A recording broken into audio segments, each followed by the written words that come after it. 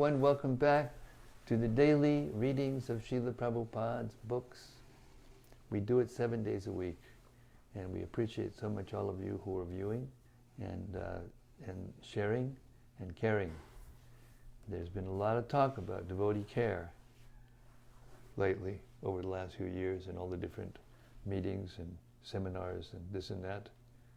And I heard Niranjan Maharaj make a very cogent comment. He said, there's a lot of talk going on about how to care, how to organize it, how to do it. And he said, but if you don't care, how can you do it and how can you organize it? So the first point is to actually care. You as an individual person to everyone else. I thought it was a good. So this is our caring for the devotees, doing this reading of the Bhagavatam every single day, no matter what. Did you meet any saints out there today? I'm talking about the Doug. He went out on Sankirtan today with Pranahari. I met a few really nice people, but... Mainly confused, conditioned souls? Yeah, there were a couple people who were pretty enthusiastic about reading books. Well, that's good. That's a step in the right direction. Yeah. Imagine how intelligent Prabhupada was to devise this means of touching people and getting them to do something that actually, gets them to take a step forward. It's amazing. Well, one student I met, I think he was still drunk from last night, maybe. but he came up and he got a stack of books, and he sent a donation twice. I don't think he realized that, but he sent it and put $20 twice. So. There you go. The devotees used to go out to the bars in the evenings, that used to happen all the time. They didn't know what they were doing. So he says, yeah, well, are you going to give? Yeah, oh, are you going to give? Yeah, okay. Are you going to give? Oh, okay. All right. We're all intoxicated by the material world, and this is the process of sobering up, to hear together the Srimad-Bhagavatam. Hare Krishna. Vyasadeva worked out to write this book. Prabhupada worked out my godbrothers worked out to finish it for him. Okay, Srimad-Bhagavatam Stotram, the glories of the Srimad-Bhagavatam, by Srila Sanatana Goswami, the elder brother of Rupa Goswami, and we are called Rupanugas. So indirectly we're also Sanatana Anugas. It goes like this. Sarva Shastabdipiyusha Sarva Vedaika Satpala Sarva Siddhanta Ratnadya Sarva Lokaika Drikprada. O nectar from the ocean of all scriptures, singular fruit of all the Vedas, rich mine of the precious gems of all conclusive truths, you are the only giver of sight to all the worlds.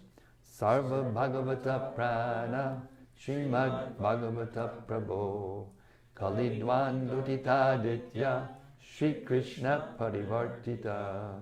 O life air of all the Supreme Lord's devotees, O Master Srimad Bhagavatam, you are the sun risen in the darkness of Kali. You are the exact image of Shri Krishna.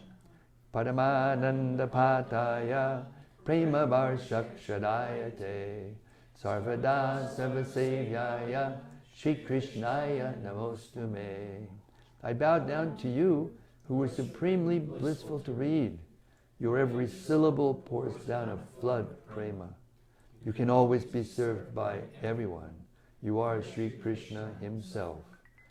Madikabando Matsangin Madguru Man Mahadana Man Nisdadaga Mad Bhagya Mad Ananda Namostute. My only friend, my constant companion, my spiritual master, my great wealth, my savior, my good fortune, my source of ecstasy, I bow down to you. Asadu sadhu tadayin atini chochata kada hanamunchagadachin mam premna rit kantayospura. O bestower of saintliness to the unsaintly, O exalter of the most fallen, please never leave me. always appear in my heart and my voice with pure love. Om Namo Bhagavate Vasudevaya. Om Namo Bhagavate Vasudevaya. Om Namo Bhagavate Vasudevaya. Om Namo Bhagavate Vasudevaya. Om Namo Bhagavate Vasudevaya. Om Namo Bhagavate Vasudevaya. So Krishna is continuing to enlighten Uddhava. And many of these things are things that Uddhava already knows about, but he's saying them for the whole universe from now on, because he's about to leave, so he's leaving all these instructions. And he's come to the point of the end. This is the end of the Varnashram description. And we're starting with text 25, chapter 18, canto 11. A sannyasi should always practice taking charity from vanaprasthas. For one who subsists on food grains gleaned from the fields purifies his existence, is freed from illusion, and quickly becomes perfect in spiritual life. Am I right? 18, 11, 18, 25? I think what it is that it's been updated, maybe edited. What's been? Oh, that other piece, by the way, that was taken out. It was taken out by the author himself. Hridayan Edamars took it out. So what are you telling me got taken out? Oh, this translation that we have is completely different than the one you A read. sannyasi should always practice taking charity from vanaprasthas. For one, what does yours say? One in the Vanaprastha order of life should always practice taking charity from others. Oh, that's why it's changed, because it's talking about sannyasis. We're in the section of sannyasis, so it was edited to. It says the same thing, but it's edited to fit the rest of it. Okay, listen to it again. A sannyasi should always practice taking charity from vanaprasthas. For one who subsists on food grains gleaned from the fields, purifies his existence, is freed from illusion, and quickly becomes perfect in spiritual life. Purport. In the Western countries, people are generally so dull that they cannot distinguish between a saintly beggar and an ordinary hobo or hippie.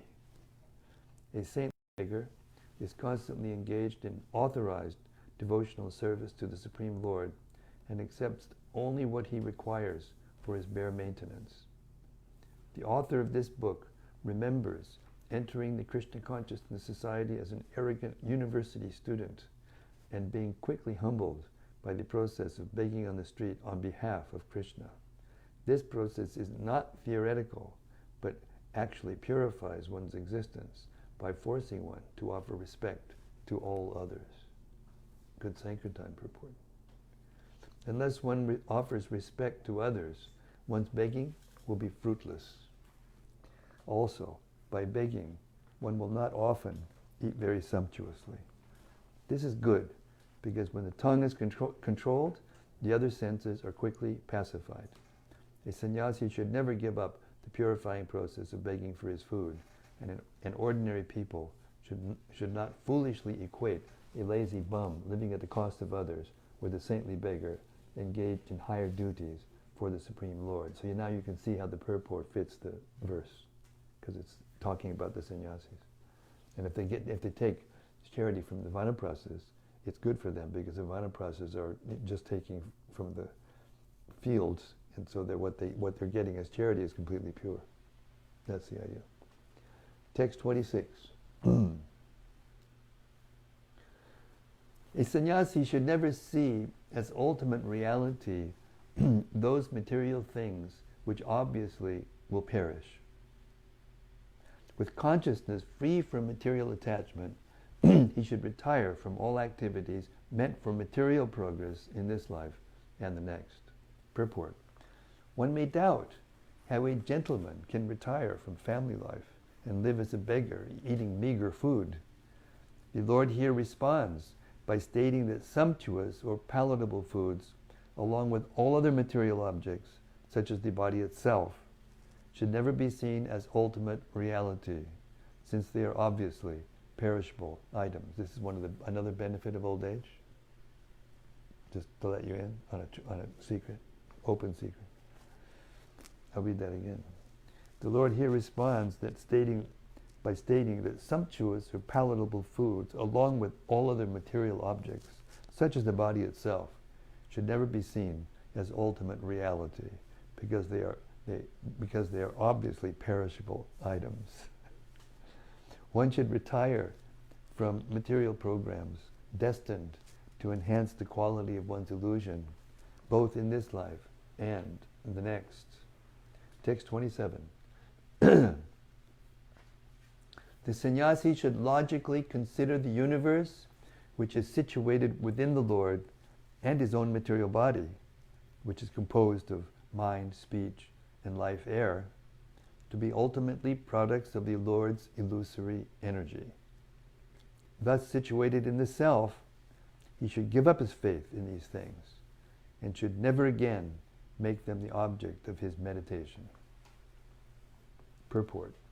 Every conditioned soul considers the material world to be the object of his personal sense gratification, and therefore considers the material body to be his actual identity.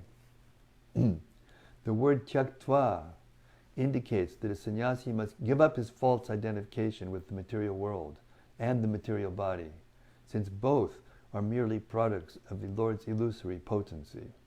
He should never again meditate on the material world and body as objects of sense gratification, but rather should become situated in Krishna consciousness. One who looks at things from the eternal point of view can see that this world is simply illusory. The material energy of the Lord is devoid of consciousness, and thus cannot be the basis of actual happiness.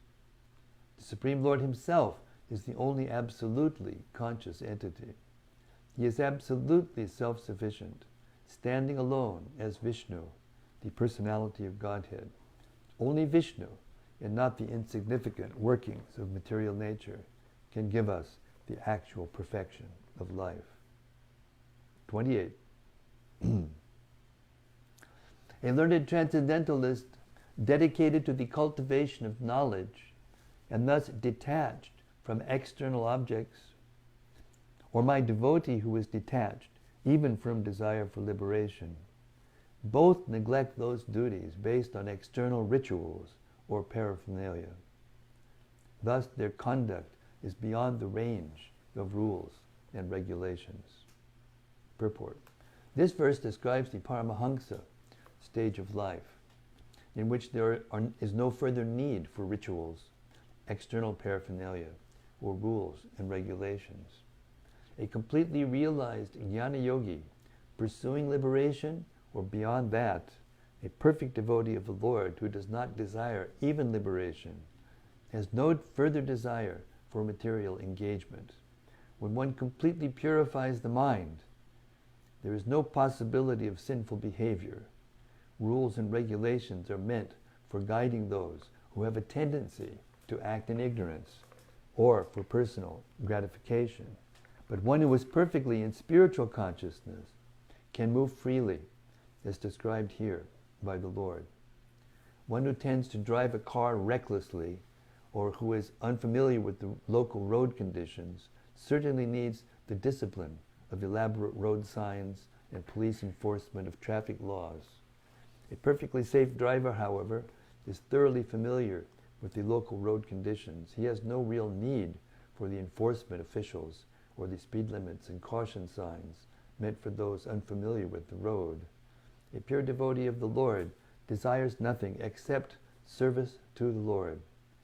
He automatically fulfills the purport of all negative and positive injunctions, which is to always remember Krishna and never forget him. One should not, however, artificially imitate the exalted position of a Paramahamsa devotee, for such imitation will quickly ruin one's spiritual career. In the various in the previous verses, the Lord has elaborately described various rituals, paraphernalia, and disciplines for the various spiritual orders of life. The sannyasi, for example, carries a tridanda and a water pot and eats and lives in a particular way. A Paramahansa devotee, having completely given up all attachment and interest in the material world, is no longer attracted by such external features of renunciation. Text 29. Although most wise, the Paramahansa should enjoy life like a child, oblivious to honor and dishonor. Although most expert, he should behave like a stunted, incompetent person. Although most learned, he should speak like an insane person. And although a scholar learned in Vedic regulations, he should behave in an unrestricted manner. This is the Avadhuta. Purport. A Paramahansa sannyasi, fearing that his mind may be deviated by the tremendous prestige that people sometimes offer to a perfectly self-realized person, conceals his position, as described in this verse. A self-realized person does not try to please the mass of people. I'll repeat that again.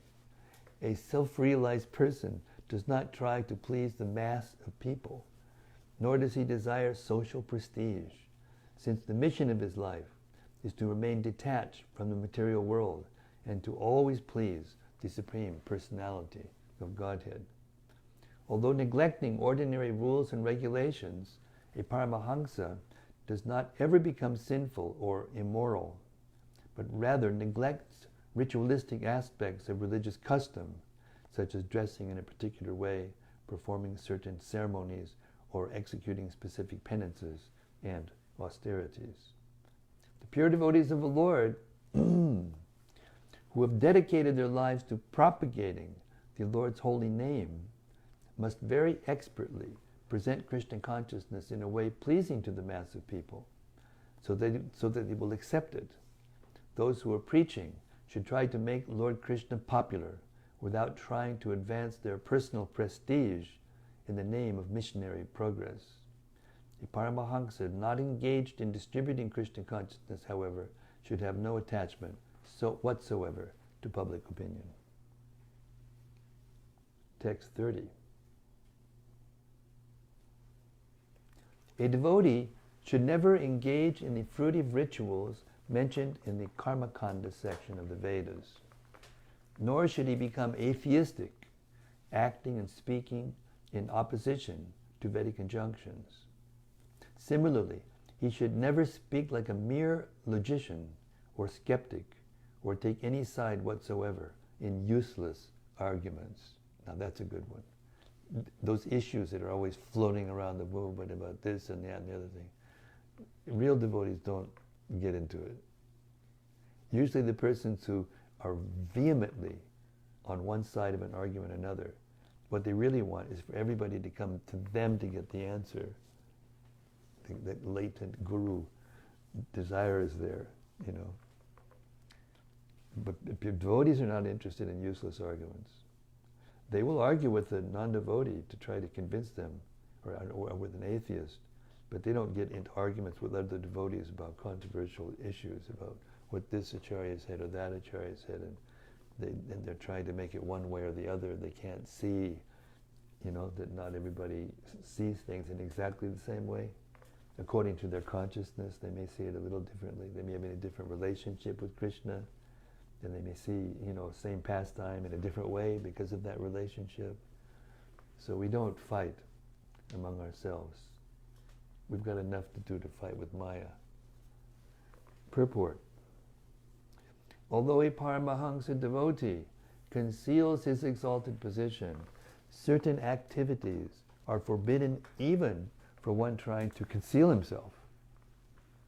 Srila Vishwanath Chakravarti explains that in the name of concealment, one should not become a ghost. The word pashanda refers to atheistic philosophies opposing the Vedas, such as Buddhism and Haituka. And Haituka refers to those, the word pashanda refers to atheistic philosophies opposing the Vedas, such as Buddhism, and Haituka refers to those who accept only that which can be demonstrated by mundane logic or experimentation. Since the whole purpose of the Vedas is to understand that which is beyond material experience, a skeptic's so-called logic is irrelevant to spiritual progress. Srila Jiva Goswami warns us in this regard that a devotee should not read atheistic literature, even with the purpose of refining arguments against atheism. Such literature should be entirely avoided. The above-mentioned prohibited activities are so detrimental to the advancement of Krishna consciousness that they should not be adopted even as a superficial show. Text 31. A saintly person should never let others frighten or disturb him. Similarly, should never frighten or disturb other people. He should tolerate the insults of others and should never himself belittle anyone. He should never create hostility with anyone for the sake of the material body, for he would thus be no better than an animal. Purport. Sri Chaitanya Mahaprabhu has stated, Trinadapi Sunichina, Turodapi Sahishtuna, Amanina Manadena, Kirtaniyak Sadahari. One should chant the holy name of the Lord in a humble state of mind, thinking oneself lower than the straw in the street. One should be more tolerant than a tree, devoid of all sense of false prestige, and ready to offer all respect to others. In such a state of mind, one can chant the holy name of the Lord constantly. A Vaishnava should never disturb any other living entity with his body, mind, or words. He should always be tolerant and never belittle others. Although a Vaishnava may act powerfully against the demons for Lord Krishna's sake, as did Arjuna, Hanuman, and other great devotees, a Vaishnava becomes very meek and humble in regard to his own reputation. Text 32. The one Supreme Lord is situated within all material bodies and within everyone's soul, just as the moon is reflected in innumerable reservoirs of water. The Supreme Lord, although one, is present within everyone. Thus, every material body is ultimately composed of the energy of the one Supreme Lord. Purport. All material bodies are composed of the same material nature, which is ultimately the potency of the one Supreme Lord. Therefore, one cannot justify feelings of hostility toward any living entity. In carrying out the Lord's mission on earth, the bona fide representatives of God never become envious or hostile toward anyone, even when chastised by those who flagrantly violate the laws of God. Every living being is ultimately the Son of God, and God is present within everyone's body. Therefore, saintly persons should be very careful, even when dealing with the most insignificant person or creature. Text 33.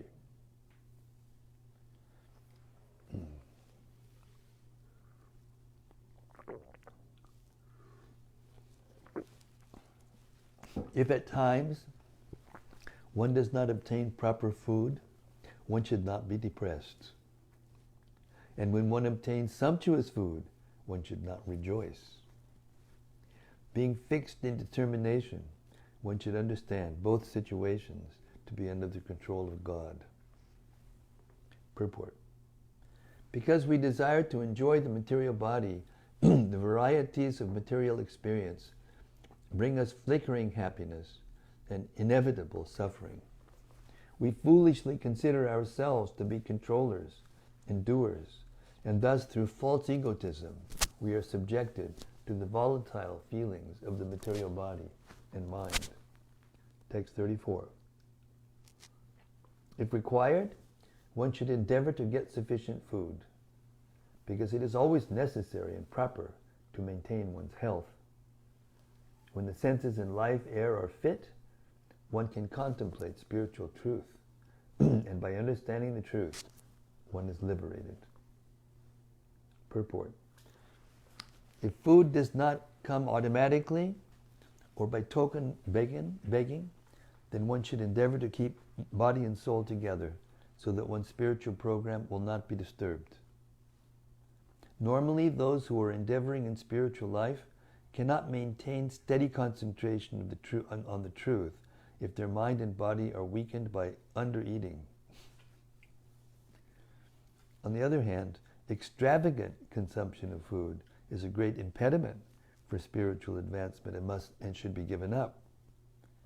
The word aharartam in this verse indicates eating only to keep oneself fit for spiritual advancement. It does not justify unnecessary collecting or warehousing of so-called alms. Warehousing of so-called alms. We have to build a thing out in back of the brahmachara ashram for storing all the things that we've collected. We couldn't do that anyway. It's good.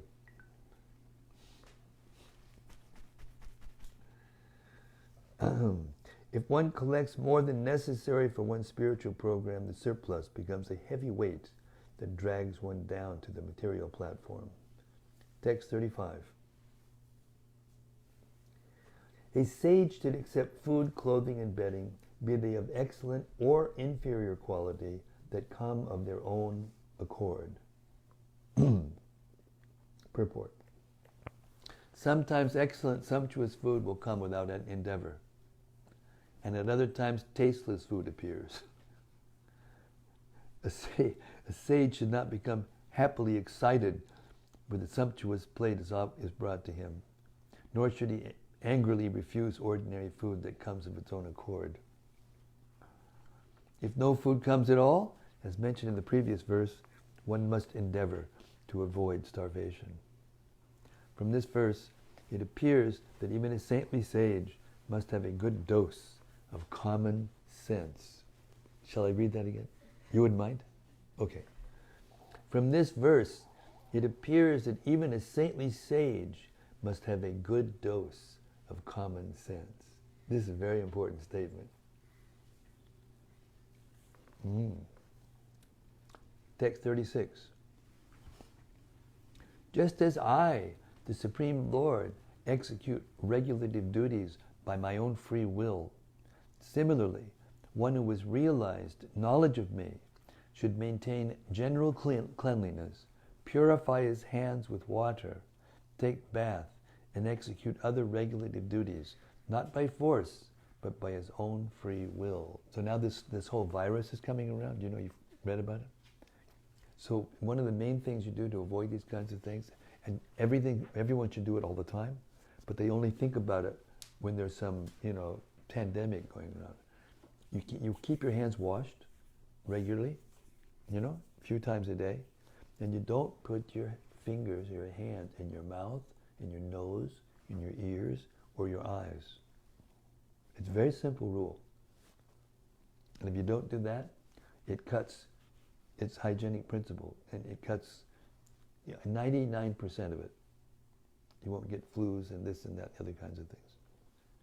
Wash your hands regularly, and when you wash, you have to wash, kind of not just drip water, a couple of drops of water, and that's it. You have to wash your hands a couple of minutes with soap, and then don't put your fingers in your mouth, in your nose, your ears, your eyes.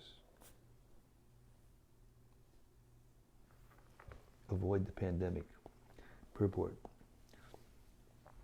When the Supreme Personality of Godhead descends to the material world, he generally observes the Vedic regulative duties to set a proper example for mankind. The Lord acts by his own free will, since no one can oblige, force, or impel the Supreme Personality of Godhead. Similarly, the Jnani, or self-realized soul, is fixed on the spiritual platform, beyond the material body, and should therefore execute the regulative duties in relation to the material body by his own free will, and not as a servant of the rules and regulations. A self-realized soul is a servant of Lord Krishna and not of rules and regulations. And a good mantra for that is that the real regulation and rule is to always remember Krishna and never forget him, and all the other rules and regulations are servants of that rule. They're not the masters. The rules and regulations are not the masters, they're the servants of the real rule and regulation to always remember Krishna and never forget him at every moment, at any moment. A self-realized soul is a servant of Lord Krishna and not of rules and regulations. Nevertheless, a transcendentalist strictly complies with regular duties for the pleasure of the Supreme Lord. In other words, one who is advanced in loving devotional service to Lord Krishna spontaneously moves according to the will of the Supreme. One who is perfectly situated in spiritual realization cannot become a servant of the material body or of rules and regulations concerning the material body. However, this verse and other similar statements in the Vedic scriptures should not be ignorantly misinterpreted to justify immoral, whimsical behavior. Lord Krishna is discussing the Paramahansa stage of life, and those who are attached to the material body have nothing to do with this Paramahansa stage, nor should they exploit its unique privileges. So this is a perfect example of what cherry picking means. You know, devotee's reading the scriptures and he comes to the Paramahansa stage and it says he doesn't have to pay attention to the rules and regulations. Just see. That's just what I wanted to do, and it's confirmed in the scripture. Right? Text 37. And then those people, what they do, they just disturb the human society, Vaishnava society. Okay.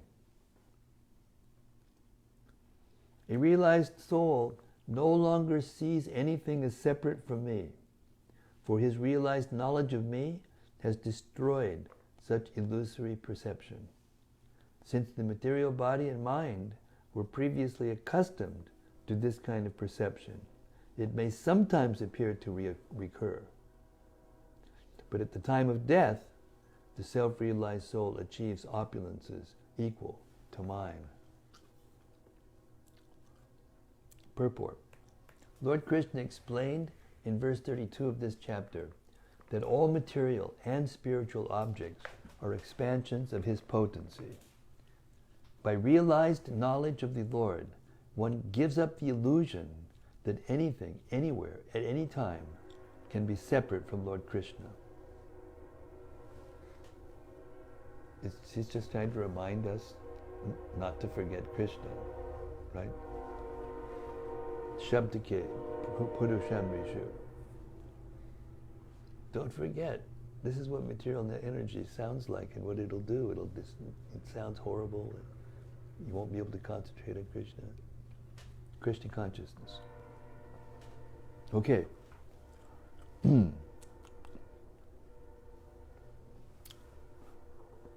Lord Krishna has also explained that one must keep the material body and mind fit for executing devotional service. Therefore, even a self-realized soul may sometimes appear to accept or reject certain conditions or objects within this world.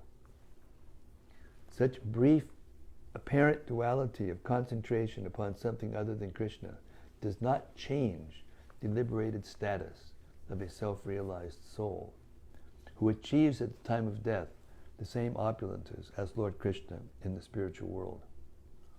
The function of illusion is to separate one from Lord Krishna, but the brief and occasional appearance of duality in the behavior or mentality of a pure devotee never separates him from the Lord. It does not constitute actual illusion, for it lacks the essential function of illusion, namely the separation of one from Lord Krishna. Srila Bhaktisiddhanta Saraswati Thakur describes the self-realized devotee as follows. The devotee of the Lord does not see anything as separate from Lord Krishna, and thus does not consider himself to be a permanent resident of the material world. At every moment, the devotee is moved by his desire to serve Lord Krishna. Just as those who are inclined to sense gratification pass their time making arrangements for their enjoyment, similarly, the devotees are busy throughout the day arranging their devotional service to Lord Krishna.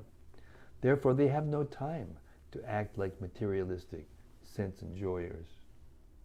To ordinary persons, it may seem that a pure devotee is seeing something as separate from Krishna, but a pure devotee is actually fixed in his status as a liberated soul and is guaranteed to achieve a spiritual body in the kingdom of God. Ordinary materialistic persons cannot always understand the activities of a pure devotee of the Lord, and thus they may try to minimize his position, considering him to be on the same as themselves. At the end of life, however, the results achieved by the devotees of the Lord and ordinary materialists are vastly different. Text 38. One who is detached from sense gratification, knowing its result to be miserable, and who desires spiritual perfection, but who has not seriously analyzed the process for obtaining me, should approach a bona fide and learned spiritual master. Purport. In the previous verses, Lord Krishna described the duty of one who has developed perfect knowledge. Now Lord Krishna discusses the situation of one who, desiring self-realization, has become detached from material life but lacks perfect knowledge of Krishna consciousness. Such a detached person desiring self-realization must approach the lotus feet of a bona fide spiritual master in Krishna consciousness, and then he will quickly come to the standard of perfect understanding. Therefore Prabhupada told us that Lord Chaitanya and Lord Chaitanya's pure devotees, they run after the conditioned souls. And that's just the people we were talking about. Did you meet any saintly people today? This is what it's talking about. Now Lord Krishna discusses the situation of one who, desiring self-realization, has become detached from material life. I moved myself up to the top of a mountain. I had no idea what I was doing, but I was, anyway. And Prabhupada chased me, with books that ended up coming into my door without me looking for them. It was amazing. So he's now discussing the situation of one who, desiring self-realization, has become detached from material life, but lacks perfect knowledge of Krishna consciousness. Those are the people we're looking for out in Sankirtan. They got some idea that it's not, there must be more to it than this, but they don't know what to do about it. That's where Lord Chaitanya's horns. Such a detached person desiring self-realization must approach the lotus feet of a bona fide spiritual master in Krishna consciousness, and then he will quickly come to the standard of perfect understanding. So even if one isn't seriously thinking like that, but he's open. He's, what's the word? I'm looking for that verse, 13:26. Anye tvevam ajananta. This is Bhagavad Gita. Shut vanye byak upasate. Tepi chan chitirantyeva. Mrityum shuti parayanaha. Again, there are those who are not conversant in spiritual knowledge, begin to worship the Supreme Person upon hearing about him from others. They say, where are you coming in from? got this book for you. Because of their tendency to hear from authorities, they also transcend the path of birth and death.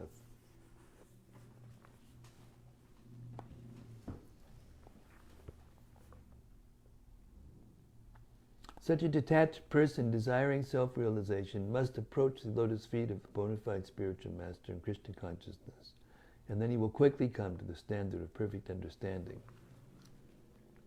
One who is seriously inclined towards spiritual perfection should not hesitate to adopt the regular discipline necessary for achieving the highest perfection in life. How's Jayar? He's good. He's going to get out probably tonight or tomorrow morning. Oh, good. So he's feeling better. They took the tube out of his lungs. Oh, good. So Now he's feeling better. he's pretty much done there, yeah. He's feeling better. I don't know. He's drugged up a little bit because I think he's overwhelmed mentally more than anything. Oh yeah, he's always going to be like that. Okay. Text 39. Until a devotee has clearly realized spiritual knowledge, he should continue with great faith and respect and without envy to render personal service to the Guru, who is none different from me. Purport. As stated by Srila Vishwanath Chakravarti Thakur in his Guru Vashtaka prayers, Yasya prasadad bhagavat prasada. One receives the mercy of the Supreme Lord through the mercy of the bona fide spiritual master. A devotee who has been blessed by his Guru with spiritual knowledge becomes qualified to directly engage in the mission of the Supreme Personality of Godhead. Srila Prabhupada always emphasized that service to the spiritual master in separation, pushing on the mission of the Guru, is the highest form of devotional service. The word paricharet in this verse indicates waiting upon one's master by rendering personal service. In other words, one who has not clearly realized the teaching of his spiritual master should remain very close to the Guru to avoid falling down into illusion. But one who has acquired realized knowledge by the mercy of the spiritual master may expand the spiritual master's mission by traveling around the world to preach Krishna consciousness. Text 40 and 41. One who has not controlled the 6 forms of illusion, lust, anger, greed, excitement, false pride, and intoxication, whose intelligence, the leader of the senses, is extremely attached to material things, who is bereft of knowledge and detachment, who adopts the sannyas order of life to make a living, who denies the worshipable demigods, his own self, and the Supreme Lord within himself, thus ruining all religious principles, and who is still infected by material contamination, is deviated and lost, both in this life and the next. Purport.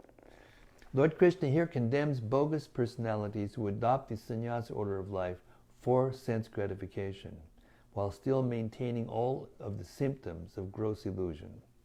A false show of sannyas is never accepted by intelligent followers of Vedic principles. So-called sannyasis who ruin all Vedic religious principles sometimes become famous among foolish persons, but they are simply cheating themselves and their followers. These charlatan sannyasis are never actually engaged in the loving devotional service of Lord Krishna. Text 42. The main religious duties of a sannyasi are equanimity and non-violence, whereas for the vanaprastha, austerity and philosophical understanding of the difference between the body and soul are prominent. The main duties of a householder are to give shelter to all living entities and perform sacrifices, and the brahmachari is mainly engaged in serving the spiritual master. Purport. The brahmachari lives in the ashram of the spiritual master and personally assists the acharya. Householders generally are entrusted with the performance of sacrifice, and deity worship should provide maintenance for all living entities. The vanaprastha must clearly understand the difference between body and soul in order to maintain his status of renunciation, and he should also perform austerities. The sannyasi should fully absorb his body, mind, and words in self-realization. Having thus achieved equanimity of mind, he is the best well-wisher of all living entities. Text 43. A householder may approach his wife for sex only at the time prescribed for begetting children. Otherwise, the householder should practice celibacy, austerity, cleanliness of mind and body, satisfaction of his natural position, and friendship toward all living entities. Worship of me is to be practiced by all human beings, regardless of social or occupational divisions. Purport. Sarvesham mad upasanam indicates that all followers of the Varnashram system must worship Lord Krishna or risk falling down from their position. As stated in Srimad-Bhagavatam 11.5.3, Nabhajantya vanajananti stanad brashta patantya daha. Even though one may be advanced in the performance of Vedic rituals and customs, without worshipping the Supreme Lord, one will certainly fall down. Those in the householder ashram are not authorized to enjoy life like pigs and dogs, freely exercising their sexual potency. A religious householder should approach his wife at the prescribed time and place and beget a saintly child for the pleasure of the Supreme Lord. Otherwise, it is specifically mentioned here that a householder must practice celibacy along with all the other members of advanced human civilization. The word shocham indicates cleanliness of mind and body, or else freedom from attachment and repulsion. One who faithfully worships God as the supreme controller experiences santosha, full satisfaction in whatever situation the Lord arranges. By seeing Lord Krishna within everyone, one becomes bhutasrit, the well-wishing friend of all. Text 44. One who worships me by his prescribed duty, having no other object of worship, and who remains conscious of me as present in all living entities, achieves unflinching devotional service unto me. Purport. It is clearly explained in this verse that loving devotional service unto Lord Krishna is the ultimate goal of the entire Varnashram system, which the Lord has been elaborately explaining. In any social or occupational division of human society, one must be a devotee of the Supreme Personality of Godhead and worship Him alone. The bona fide spiritual master is the representative of Lord Krishna, and the worship of the Acharya goes directly to the lotus feet of the Lord. Although ordinary householders are sometimes ordered by Vedic injunctions to worship particular demigods or forefathers, one should remember that Lord Krishna is within all living entities.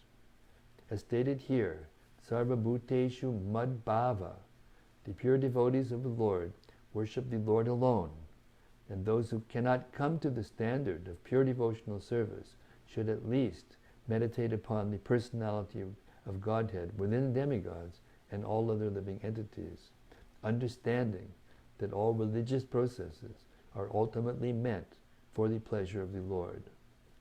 In the course of missionary work, even pure devotees must deal with government leaders and other prominent members of society, sometimes praising such persons and complying with their orders.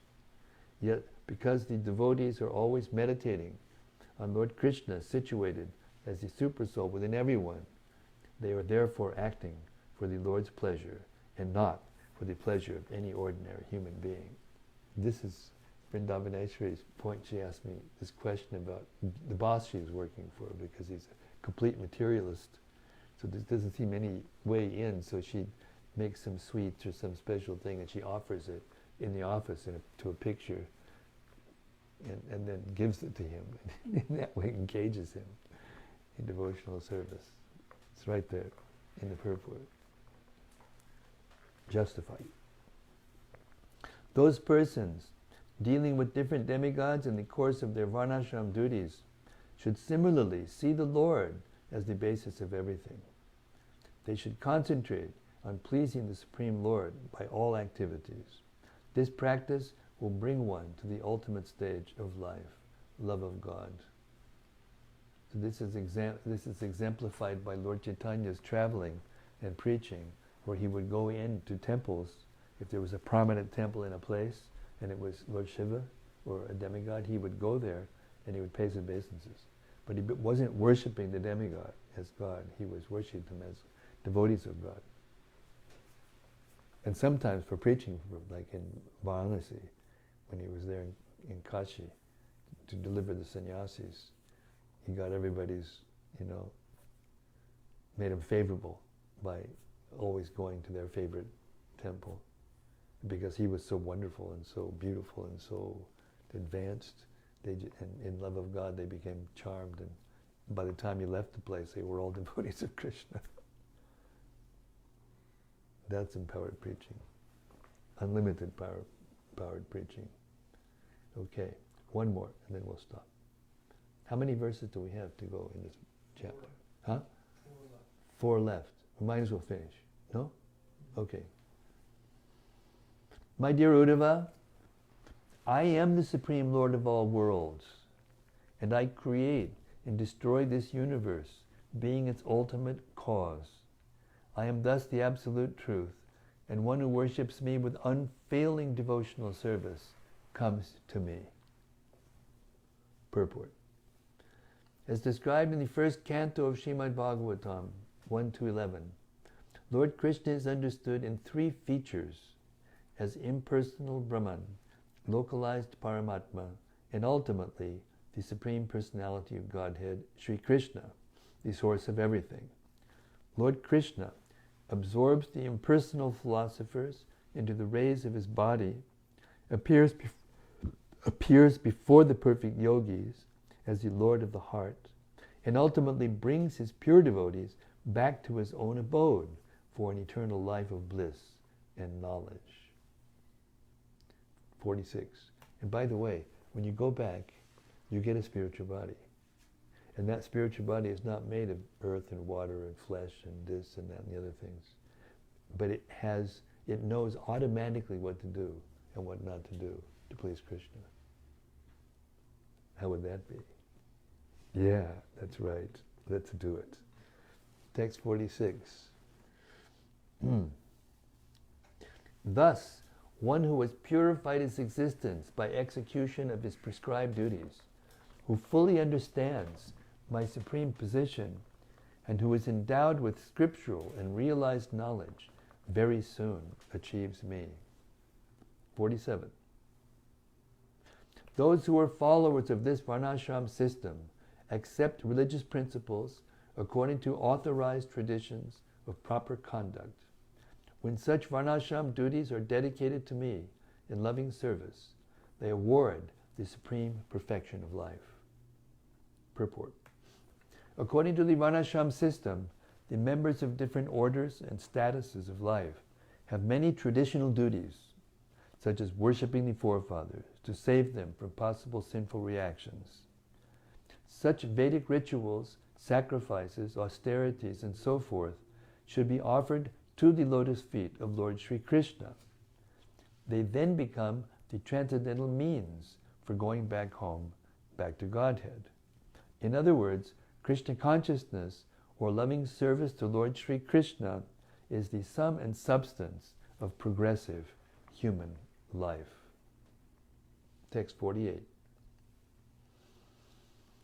My dear saintly Uddhava, I have now described to you, just as you inquired, the means by which my devotee, perfectly engaged in his prescribed duty, can come back to me, the Supreme Personality of Godhead. Thus end the purports of the humble servants of His Divine Grace, A.C. Bhaktivedanta Swami Prabhupada, to the 11th canto, 18th chapter of Srimad-Bhagavatam, entitled Description of Varnasrama-dharma. Hari Bol. Jai Shri Uddhava Ki Jai, Shri Krishna Ki Jai, Uddhava Gita Ki Jai, Varnasrama-dharma done for the Daiva Ki Jai. Okay, here we go. I just ran out of voice. It's your turn.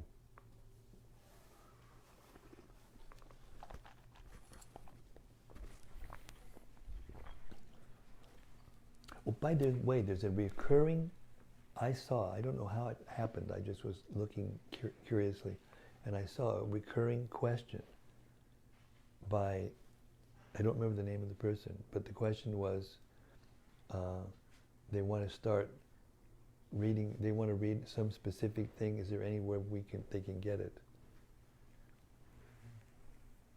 If you can find it, let me know, and then I'll announce it to them.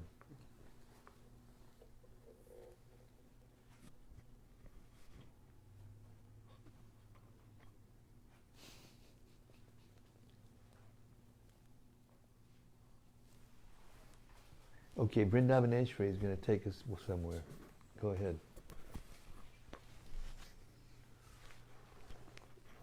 Hare Krishna Maharaj. So in 11:18:29 we read, a self-realized person does not try to please the mass of people, nor does he desire social prestige, since the mission of his life is to remain detached from the material world and to always please the Supreme Personality of Godhead. That point stood out to me because the institution that I work for, unfortunately, teaches students that it is okay to desire social prestige, to the point where they manipulate and tamper with each other's data. So, their papers can be published in Nature Medicine and not their mates. Oh yeah, there's a big competition going on over there. And supposedly these are called higher education institutions. However, reading that made me realize that Krishna consciousness is the true higher education. Yes. Very interesting, because the comment after that was that even though that's true, when the devotee becomes a missionary, then they try to act in such a way as the persons are not unattracted. In other words, they don't go out insulting everyone just because they're not proper. What Vaishik proved, his special thing was, when you go out in Sankirtan, everyone you meet should think, that was the nicest person I've ever met. And that way we're not trying to please the public in a kind of like a social way in order to, or change our standards in order to attract them, because we're more like them and they'll be more attracted to us. Like when, in the beginning of the movement, there was a friend who advised Prabhupada that he should name his movement the International Society for God Consciousness, because that would mean that more people would be attracted. And Prabhupada said, no thank you, because that means they'll bring all their concepts of God into our movement and it'll be completely confused and disturbed. So it's both things are there, but they have to be applied properly. We want to be ourselves so attractive that the whole world will come to Krishna consciousness. But we don't want to, change the way we, we'll decorate our things differently so that people who like this or that will come. We make things as beautiful as we can, but Krishna conscious, so that people will come and be attracted. So that's the difference between the preacher and just a self-realized soul. What's that verse? I was going to say this. This is good you brought this up, because I quote this sometimes. It's in the 3rd chapter, just before Nabudi Bedam Janayat, which is just before Prakriti Krimani. That means it must be 3:30. Wait, 3:27, 3:20. Yeah, 25. It goes, Sakta karma nibidbang so yata kurvanti bharata. This is Bhagavad Gita, chapter 3, text 25. Shakta karma nibidbang so yata kurvanti bharata. Kuryad vidbang tata sakta chikirsur lokasangraham. As the ignorant perform their duties with attachment to results, the learned may similarly act, but without attachment, for the sake of leading people on the right path.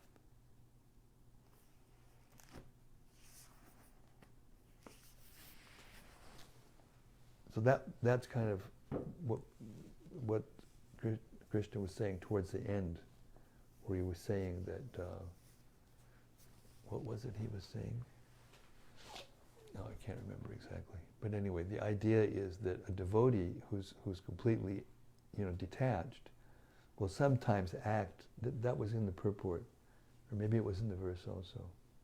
That even though they're, completely detached, they'll sometimes act in such a way as to be exemplary in what they're doing, so that other people will get, like Yudhishthira Maharaj, become the king of the world, the emperor, in order to attract people to Krishna, so that when people ask him, how'd you do that? He can point to Krishna, and he said, I just gave myself to him, so if you want this, give yourself to Krishna. And that way everybody will be more inclined to give themselves to Krishna. That's Chikirshu Lokasangraham. The Bhante Brahmanir Banam Richat Chinam Kilmachat China Dvaitatama Sarva Bhuta Hite Rata. That's the same idea. Sarva Bhuta, all people, Vatetaha, they try to help them. Try to act in such a way as to help them. Yes, Prana, please.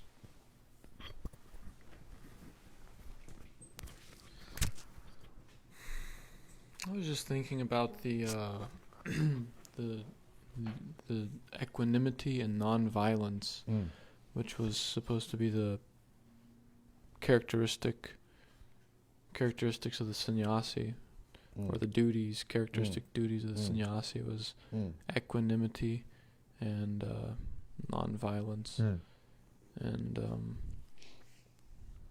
thought that was really nice, just hearing about the characteristics of the sannyasi. Yeah.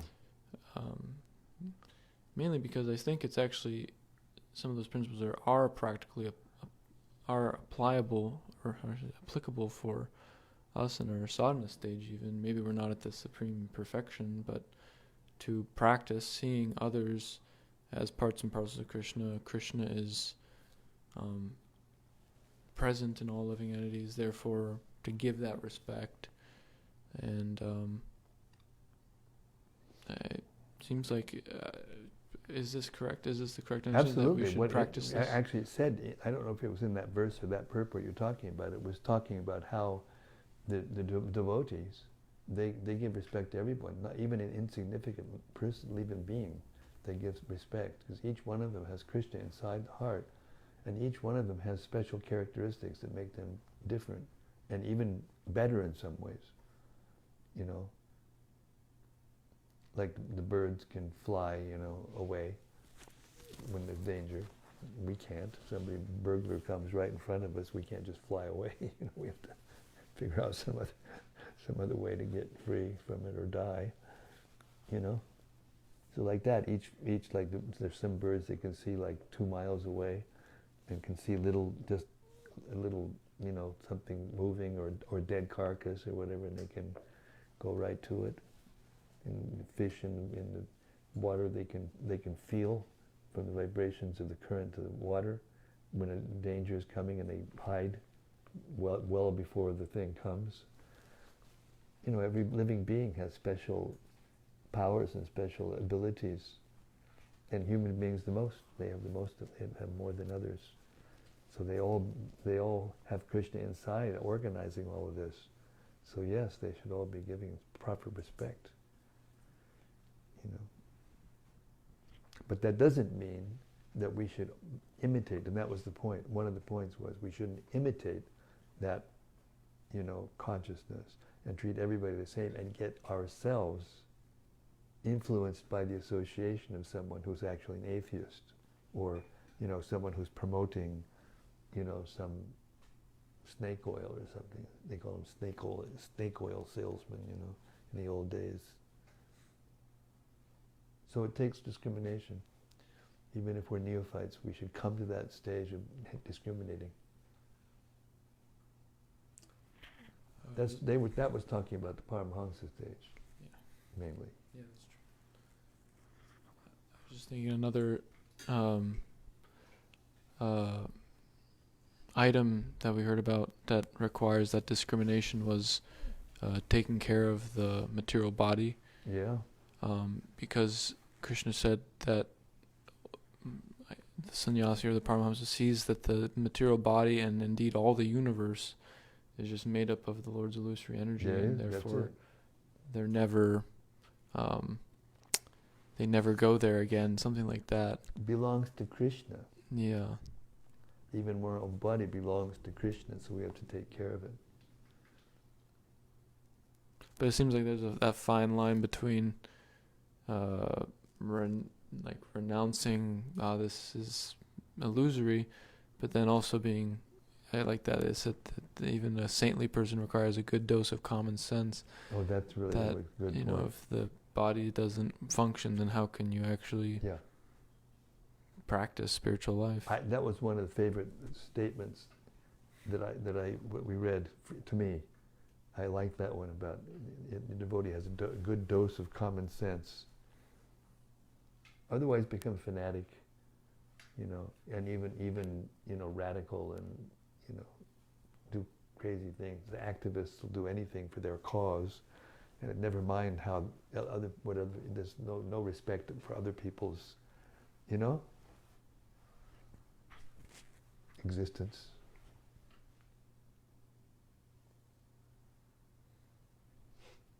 But as Prabhupada's, another point I thought was it was talking about the need to worship a spiritual master and keep the spiritual master in the center. And I was always thinking, because I'm initiating, and I have either aspirants or persons who are disciples, and I always want them to keep, Prabhupada in the center. They keep me in the center of their lives, but in our temples, we don't, there will never be, a murti of one of us. So therefore we teach everybody to do Guru Puja every day. I know I can't go to the temple, but every day I do Mangalarti, and I do the program, Prabhupada's program every day. It keeps us all, connected with the liberated soul. Because we may be in different degrees of devotional service, even when we're doing that duty, which will connect us with Krishna in the succession. Because when we get that initiation, it's like I heard Gopi Pranadana. Could we turn off that fan? It's a little bit too much for my back. Gopi was talking about, what was I just saying? I got distracted by my back. You remember what I was just saying? Somebody remember? Different levels of devotion could be brought up and proved. Do you remember what I was saying? I heard Gopi talking about this subject matter. He made a good point. Huh? You said something about initiation. Well, the one from Prabhupada being in the center and the movement, and then. I lost my thought. I'm sorry. The pain hit me, and I lost my thought. It was important, but that was the point. We're not, we're in a situation that's never happened before, actually, that there's an international society, that reaches out over the whole world. There are societies like that in India where, the founder Acharya stays in the center. And even in Christianity, they try to keep Jesus in the center. But still, they're all deviating. But it's important to keep the founder Acharya in the center. Yeah, I was thinking. Yeah, I was going that we may be of different levels of realization. Yes, this is what now I've got the train of thought again. He was saying that just like the internet or the telephone connection, they just bring a little wire into your house. I wouldn't speak of Wi-Fi, but I'm just saying this is the example. And they connect that wire, and because that wire is connected with the whole world's wire, you can get on the phone and talk to anybody in the world. So when we get initiation, we get connected to the parampara system. That's our internet, that's our our phone connection to Krishna,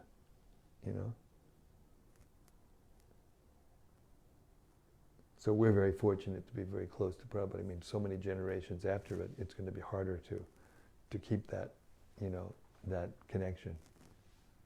And that's why the movement was organized the way it was by Prabhupada and by the GBC after he left. There were different questions about that when his disciples started to initiate, and at one point at the beginning they had different pictures along the altar, and then finally we figured out if you let that go on, you'd have to make a temple with an extension, an extension just to accommodate all the pictures on the altar going out to 100 generations. And I don't think that's right. So GBC, stepped in, and then there was different,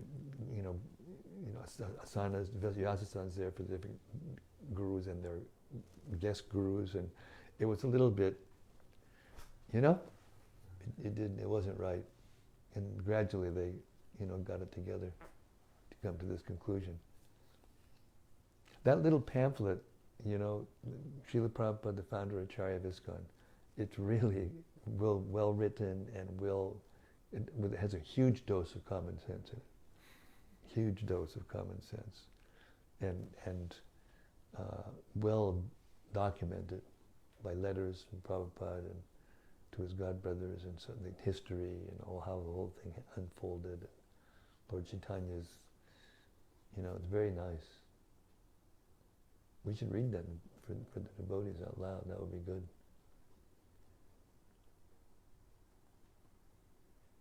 Help us plug into the parampara.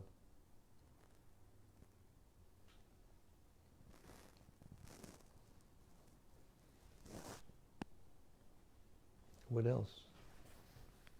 It's 7:30. I gotta go because I went this morning. I tried again, but it was too much. I got that. I took one just before I went over to do the thing. And it said half or full, and I took full rather than half, and I couldn't keep focused. Had to come back. It helped. It helped. But now it's just roaring again. It'll take time. This is, how the back, when it goes out, it takes time to heal. I have to get it healed before I go to the UK. That is, if they still let it on planes by that time. You never know. There are countries that are actually already shutting down their flights in and out. It has the potential to be a chaos. Maybe this is why Krishna is going to...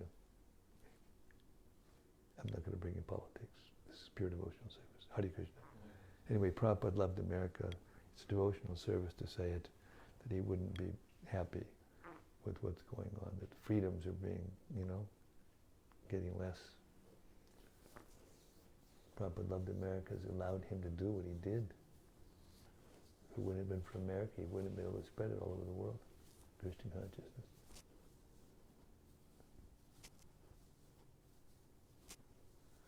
Okay, that's it. I've run out of things to say. I'm starting to delve in, the areas where I shouldn't delve, so I will stop. Hare Krishna, thank you very much. All glory to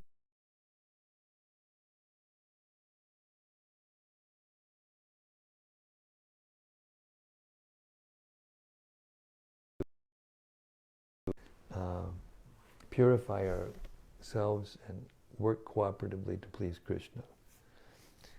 Srimad-Bhagavatam ki jai. Gaur Premanandi Hari Hari Bol. See you tomorrow night, same station, same place, right here. Hari Bol. See you tomorrow. Hare Krishna.